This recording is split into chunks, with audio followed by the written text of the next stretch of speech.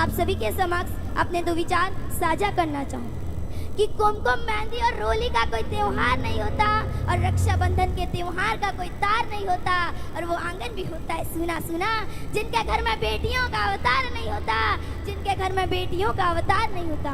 तो एक बेटी की पुकार जरूर सुने, माँ, ओ माँ, माँ, माँ मैं भी जीना चाहती हूँ, मैं भी तेरे आंचल में सोना चाहती हूँ माँ, तेरी ममता की ममत्व की कोख में पलना चाहती हूँ माँ।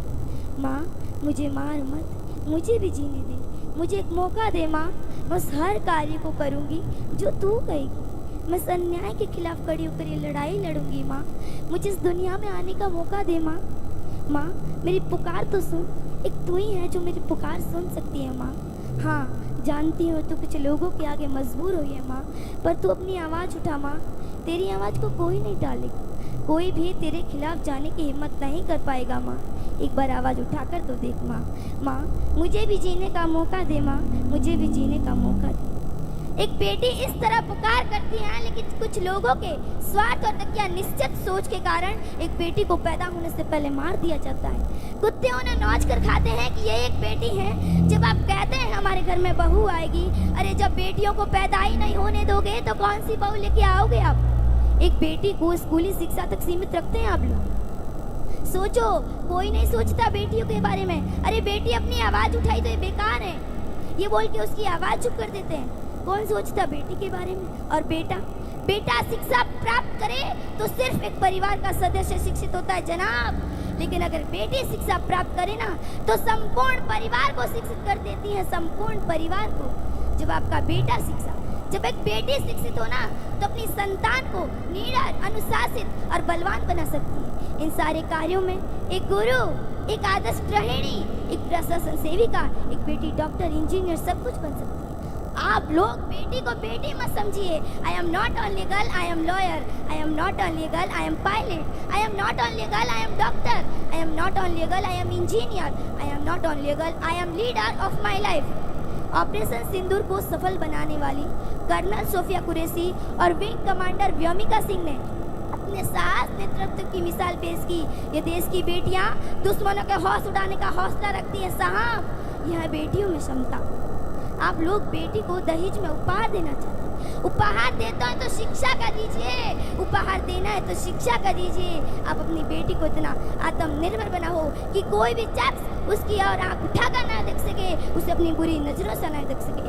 उसे इतना बलवान, शिक्षित और आत्मनिर्भर बनाओ, न कि दहेज। और बहनों, आपको भी कहना चाहती हूँ कि दुर्योधन है दुशासन पग पग बना वरोध खड़े, कुछ कुटिल काल अनुनाई है सकुने के शैतान बढ़े। कलियों की कॉमन मूरत को पल में कर देंगे तार तार, मन के सारे श्रृंगारों को कर देंगे सर में सार सार। इसीलिए तुम ऐसे दरिंद्रों से सावधानी पूर्वक रहना। और बेटियों को स्कूली शिक्षा तक सीमित मत रखिए, उन्हें अपने उज्जवल भविष्य का निर्माण करने का मौका दीजिए साहब, वो बड़ा नाम करेगी आपका। और बहनों, कुछ ऐसा करो अपनी जिंदगी में, कुछ ऐसा करो अपनी जिंदगी में कि माँ बाप गर्व से कहे मुझे अपनी बेटी पर आज गर्व महसूस होता है, मुझे अपनी बेटी पर आज गर्व महसूस होता है। मंच संचालक अशोक जी शर्मा कहते भी हैं कि अब्दुल की दीवानी बनोगी तो डीजी आप फीस में पाओगी, कि अब्दुल की दीवानी बनोगी तो डीजी आप फीस में पाओगी। रानी लक्ष्मीबाई की दीवानी बनोगी तो पूरे भारत में पूजी जाओगी। यह है बेटियों में क्षमता। आप लोग बेटी को स्कूली शिक्षा तक सीमित मत रखिए, उन्हें अपने उज्जवल भविष्य का निर्माण करने का मौका दीजिए साहब, वो बड़ा नाम करेगी आपका।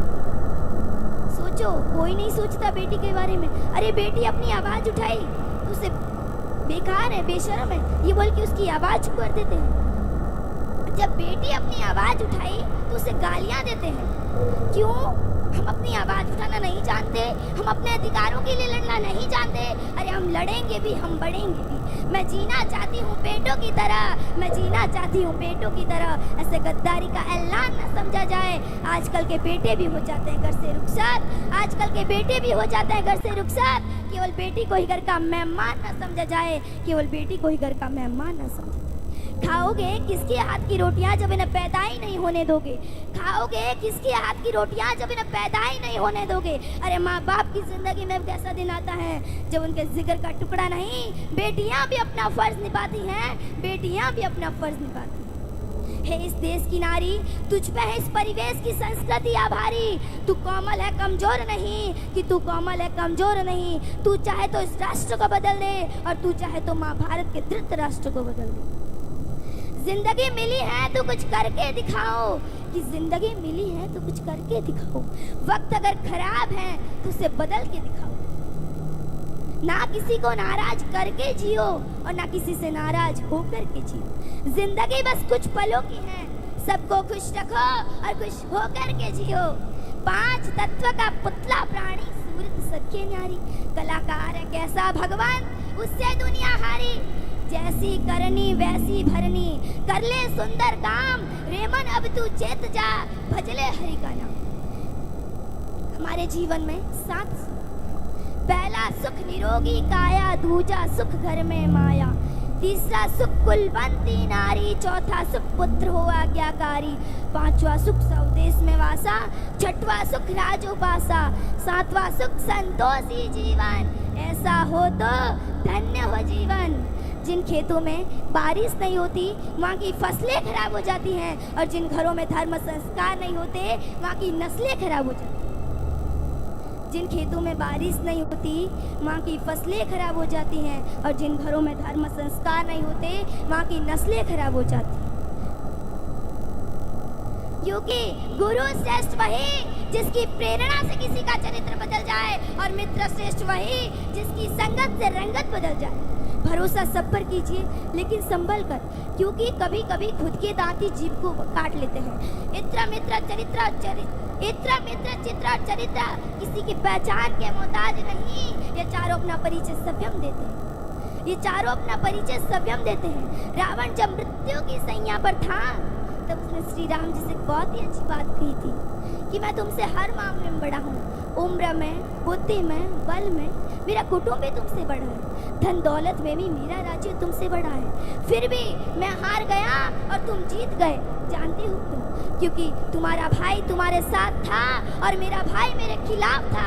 इसलिए सज्जनों, सदैव साथ रहिए, क्योंकि जब प्रेम बटा तो लिख गई रामायण, और जब संपत्ति बटी तो लिख गई महाभारत। दुनिया में अमीर रोता, गरीब रोता, लेकिन जो गोमाता की सेवा करता वह चैन की नींद सोता। इसका जीता जागता उदाहरण हमारे बीच विराजमान सभी गोभक्त।